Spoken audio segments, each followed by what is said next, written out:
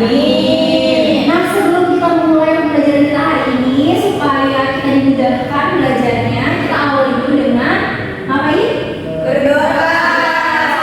Untuk ketua kelasnya, Sohelma disiapkan. Baik.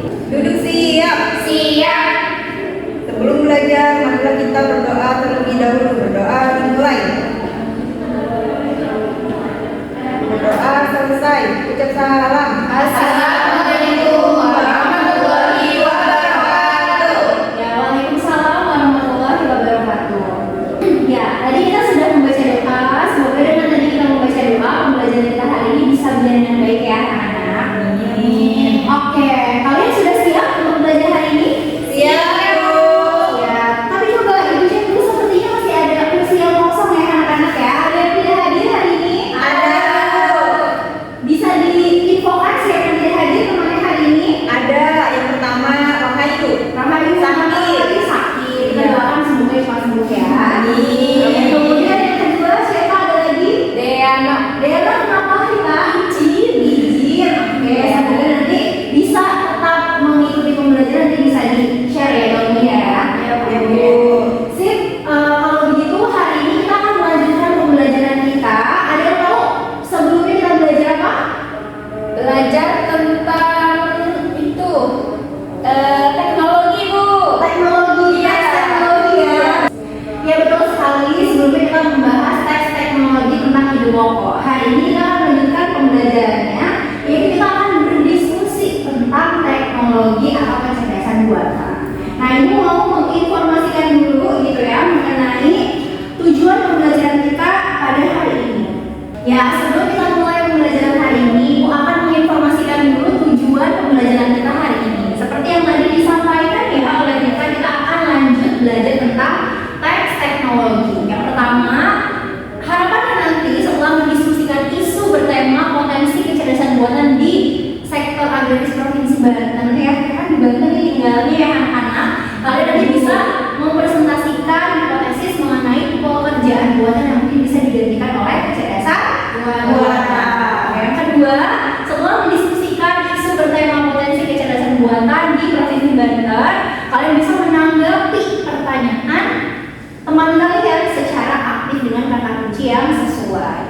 Sudah bisa dimulai pembelajarannya? Sudah, Bu. Sudah siap juga ya. Tapi sebelum itu, Ibu akan minta kalian untuk mengisi terlebih dahulu asesmen ya, yang akan nanti akan Ibu gunakan untuk mengelompokkan kalian sesuai dengan gaya belajar kalian. Ibu kirimkan linknya di WhatsApp group ya, boleh dicek. Iya, Bu. Baik, tadi Ibu sudah mendapatkan dan mengecek hasil asesmen yang berkaitan dengan gaya belajar kalian nih dan tingkat pemahaman kalian terhadap materi yang akan kita bahas. Sebelum itu, Ibu akan melontarkan beberapa pertanyaan dulu ya, karena tadi di tujuan pembelajaran juga kalian sudah tahu kita hari ini akan berdiskusi tentang teks teknologi. Nah, Ibu mau tanya dulu ke kalian, ya kan kita tinggal di provinsi apa? Banten. Sekarang Ibu mau bertanya, siapa yang berani untuk menyampaikan ciri khas atau karakteristik dari Banten atau mungkin dari kebudayaannya atau dari potensinya? Ada yang berani? Ayo, Bu. Silakan. Di Banten itu banyak ciri khasnya. Salah satunya ada pencaksilatnya. Pencak silatnya, Iya, debus gitu ya. debus juga ada. Iya. Berarti itu dari kebudayaan Banten ya? Iya, betul, Bu. Sip, selain debus ada lagi? Ada, Bu. Namanya budaya Baduy seperti itu. Budaya Baduy. Udah pernah ke Baduy? Sudah, Ibu. Bagaimana dulu? Saya belum, Bu. Soalnya saya di luar Banten. Oh, dari mana? Dari Jawa Timur, Ibu. Kalau di Jawa Timur kebudayaannya apa? Jawa Timur banyak, Bu, di apa namanya kebudayaannya seperti Reok Ponorogo, Reok, makanannya juga banyak kayak soto Lamongan. Iya. Boleh teman-teman ya? Boleh, Bu. Berarti tadi budayanya berbeda-beda ya. Nah, tapi dari tadi ada debus gitu ya. Kemudian ada Reok Ponorogo, ada Baduy. Sama satu lagi sebenarnya di Banten itu salah satu daerah yang kaya akan potensi berasnya sebenarnya ya. Nah, apalagi Indonesia negara agraris juga ya. Jadi Iya.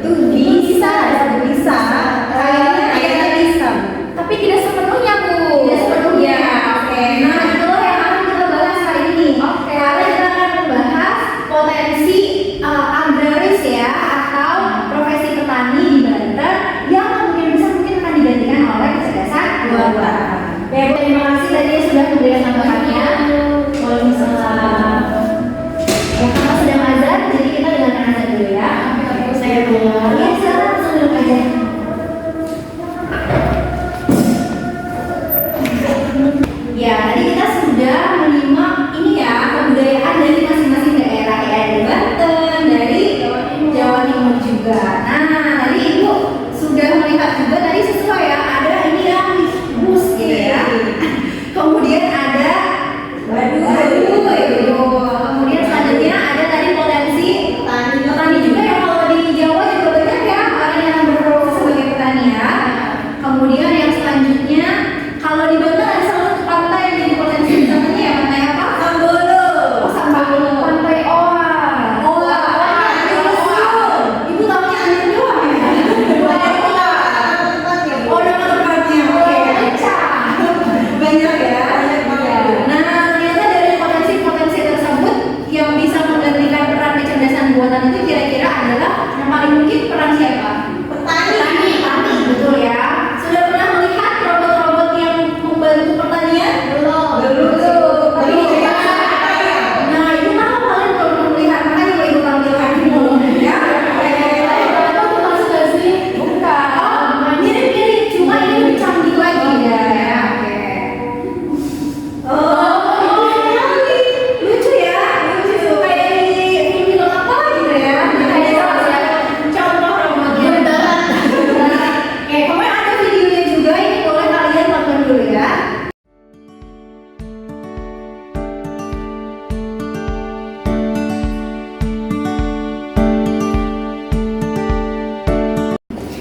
Baik, tadi sudah ditonton videonya? Sudah.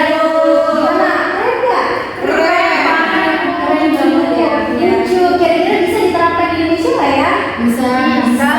Iya bisa ya. Oke. Nah, untuk itu selanjutnya kita akan, karena pembelajaran kita hari ini adalah berdiskusi.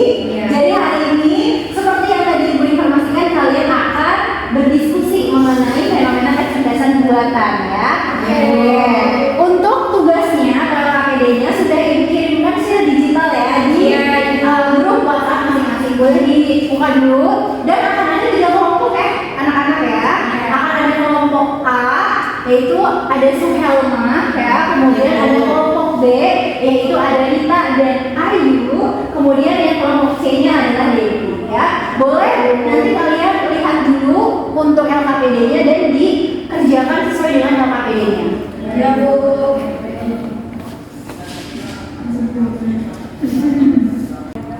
Bagaimana, sudah mengerti untuk LKPD-nya? Sudah Bu. Sudah ya, berarti nanti dicek videonya, kemudian nanti dianalisis ya berdasarkan LKPD. Siap Bu. Oke, sip. Baik, untuk Rita dan Ayu bagaimana? Sudah paham untuk instruksinya? Sudah Bu. Sudah, berarti nanti dicari kalian setuju dan tidak setujunya dan alasannya ya. Nanti akan dipresentasikan. Dicek dari sumber-sumber lain. Oke Bu. Ya, bagaimana Dewi, sudah paham? Bu, ini tuh maksudnya gimana sih Bu? Soalnya aku nggak paham Bu. Oke, jadi nanti Dewi lihat dulu videonya, kemudian dari video yang tadi Ibu tampilkan itu, nanti Dewi coba tuliskan dulu aja poin-poinnya seperti apa. Apakah misalnya nih kecerdasan buatan tentang robot petani itu sudah ada di mana? Kemudian Dewi setuju nggak kalau robot itu menggantikan profesi petani yang ada di Banten? Nah, itu nanti akan seperti apa kalau menurut Dewi? Cukup dituliskan dulu poin-poinnya, nanti dikembangkan menjadi beberapa paragraf. Tahu paragraf ya Dewi ya?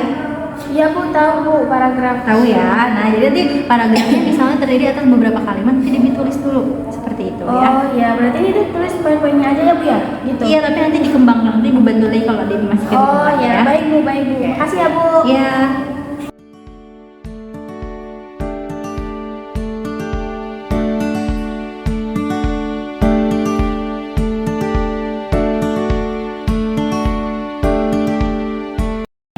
Baik, berarti selanjutnya kalian akan mempresentasikan hasil temuan kalian. Nanti akan dimulai dari Suhelma dulu, kemudian nanti oleh Rita dan Ayu, kemudian nanti untuk Dewi bisa menyimak ya dan mengajukan pertanyaan jika memang ada yang ingin ditanyakan ya. Iya Bu. Oke, siap. Untuk yang pertama, Suhelma silakan mempresentasikan hasilnya. Boleh berdiri di depan kelas. Iya. Oke, baik teman-teman, saya akan mempresentasikan hasil temuan saya. Yang pertama, dari pertanyaan ini, apakah profesi petani masa depan bisa digantikan oleh robot? Nah, hasil dari temuan saya, menurut saya profesi petani masa depan sebenarnya tidak bisa sepenuhnya digantikan oleh robot. Nah, meskipun sebagian tugasnya dapat diotomatisasi, teknologi robotik dapat menggantikan beberapa bagian dari pekerjaan petani seperti menanam, merawat, dan panen tanaman. petani bisa atau tidak bisa digantikan oleh robot? Nah, yang alasan yang pertama, robot sudah dapat melakukan tugas-tugas seperti menanam bibit, menyiram tanaman, memupuk, dan bahkan memanen dengan menggunakan teknologi seperti drone dan mesin pemanen otomatis. Nah, itu alasannya. Yang terakhir itu dampak positif dan negatif robot petani jika menggantikan petani di Provinsi Banten ya, di sini gitu tuh. Dampak positifnya apa aja sih? Nah, yang pertama, adanya peningkatan efisiensi. Robot dapat meningkatkan hasil pertanian dengan melakukan pekerjaan lebih cepat dan lebih presisi. Misalnya dalam penyiraman dan pemupukan. Nah, dampak negatifnya apa? Yang pertama di situ ada pengurangan lapangan pekerjaan, itu dampak negatifnya. Di Provinsi Banten, di mana banyak petani kecil bergantung pada pertanian untuk penghidupan mereka. Penggantian pekerjaan dengan robot bisa menyebabkan pengangguran massal, benar nggak? Benar ya teman-teman. Terutama di kalangan tenaga kerja pertanian yang tidak terampil. Itu menurut saya teman-teman. Terima kasih. Iya, kita kasih tepuk tangan dulu. Oke, sip.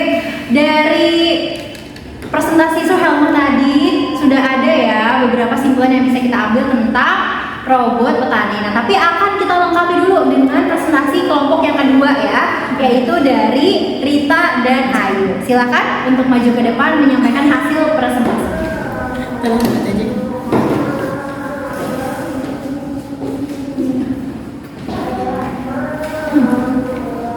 Oke, baik. Di sini kami akan menjelaskan tentang setuju atau tidak setuju bahwa petani itu bisa digantikan oleh robot. Menurut kami tidak setuju ya, karena jika robot sepenuhnya menggantikan peran petani itu sangat tidak mungkin ya. Tetapi setuju jika robot digunakan untuk mendukung dan meningkatkan efisiensi pekerjaan petani. Karena petani memiliki pengetahuan lokal tentang tanah, cuaca, dan tanaman yang tidak bisa sepenuhnya digantikan oleh robot.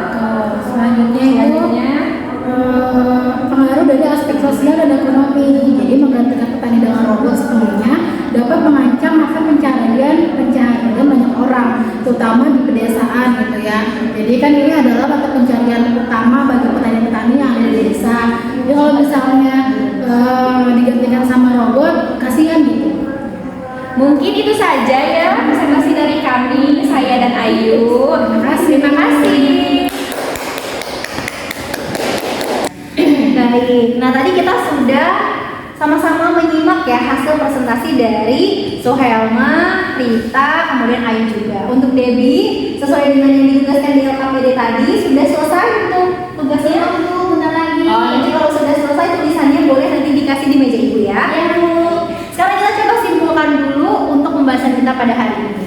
Berarti untuk potensi yang ada di Banten, tadi ada petani, debus, kemudian ada yang di luar Banten juga tadi ada ya, ada Ponorogo dan lain sebagainya. Ternyata semuanya bisa nggak digantikan dengan kecerdasan buatan? Tidak. Semuanya ada ya. Berarti sebagai warga lokal nih yang ada di Banten, yang ada di Jawa, kalian tetap harus melestarikan kebudayaan di daerah masing-masing ya, dan tidak tergantung oleh kecerdasan buatan. Itu dia untuk materi kita hari ini. Sebelum kita ke kegiatan penutup, Ibu ingin bertanya dulu, apakah kalian sudah mengerti materinya? Sudah, Bu. Kalian sudah bisa menentukan bagaimana cara berdiskusi yang baik? Sudah, Bu. Sudah juga ya. Untuk selanjutnya, Ibu sudah kirimkan refleksi pembelajaran kita, silahkan diisi dulu. Ya, Bu.